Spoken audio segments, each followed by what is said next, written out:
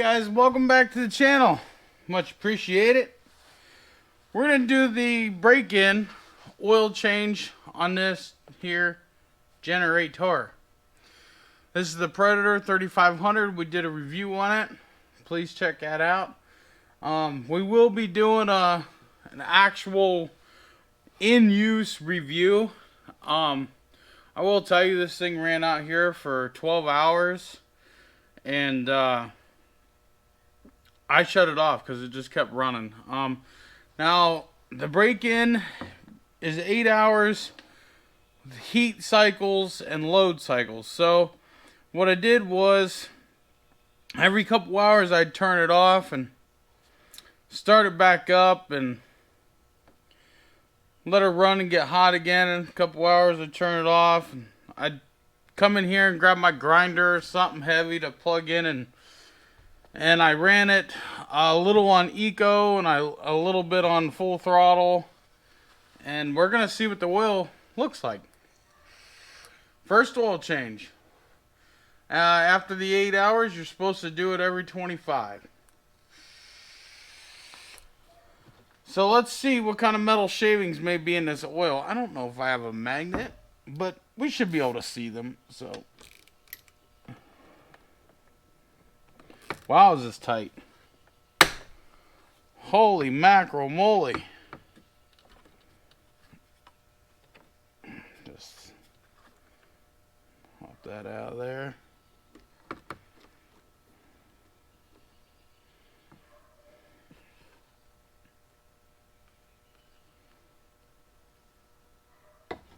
And we're actually going to put the cover back on it.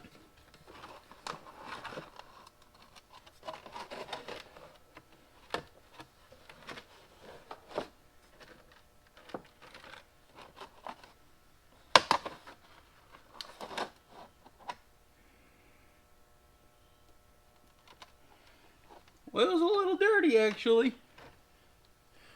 Like I said, she got 10 hours or 12 hours of runtime on her. I'm going to let it drain there, and it'll all come out. We'll be right back when it's done draining.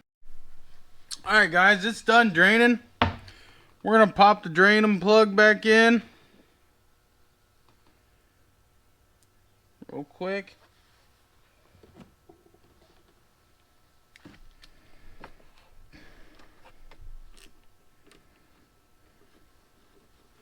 And I want to show you the metal that's going to be in this oil. I seen it draining out. You don't want to over tighten that, but you don't want to under tighten it either, because it'll vibrate out of there, and then yeah, that won't be good. So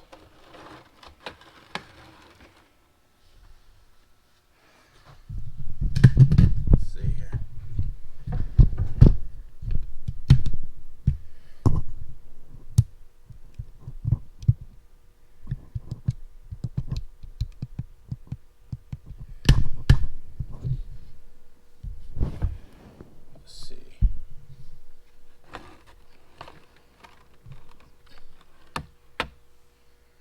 You guys see all those metal flakes in there?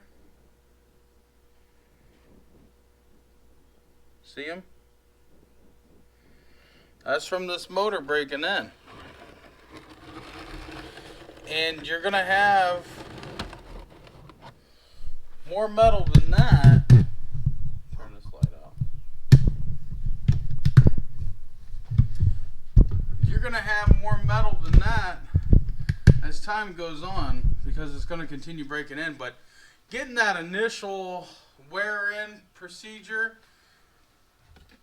all wore in and ready to go, we're going to clean this up.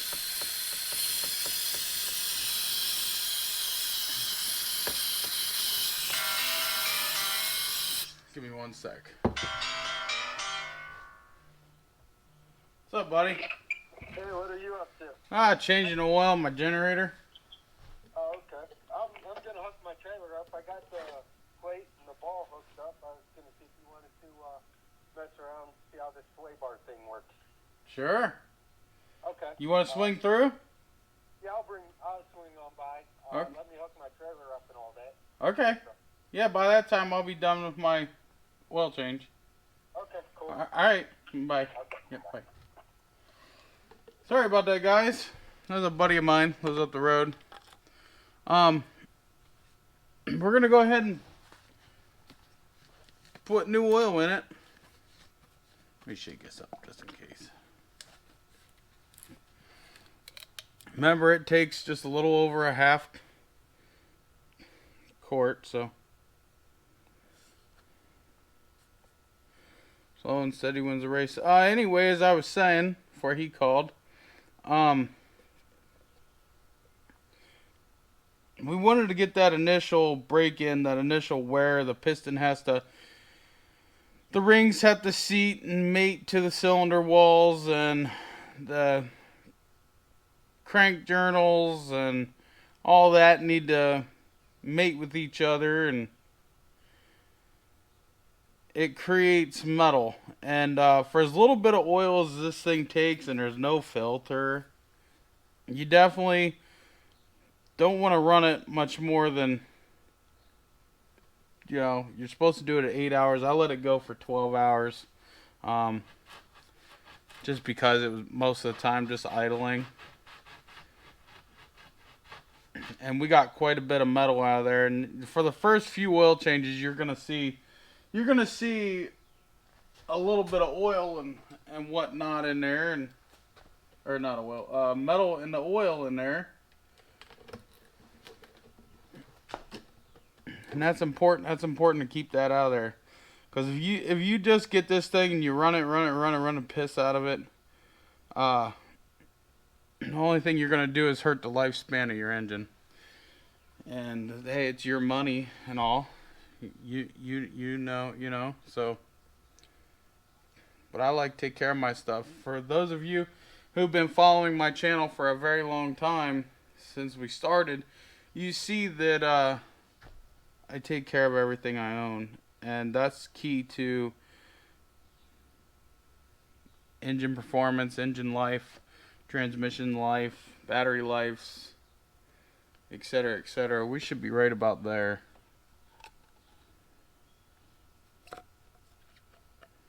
Yep, we are. We're gonna let that drain off. We was close, weren't we? We was right. Yeah, sure was. We're gonna let that drip off, and then we'll put the cap in it, and she's ready to go. So guys, I really hope you like my content, and I hope you follow me and everything on Facebook, and I do got like Twitter accounts and stuff, but I don't do a whole lot on those, so most of your content you're gonna see here. If you guys like me and like what I do and like the information that I give you, please give me a big thumbs up. Lets YouTube know we're good people around here. I want to continue to grow the channel. I have some big things I hope that's coming to the channel as we grow. Thinking about doing a lot of stuff. I don't want to give nothing away, but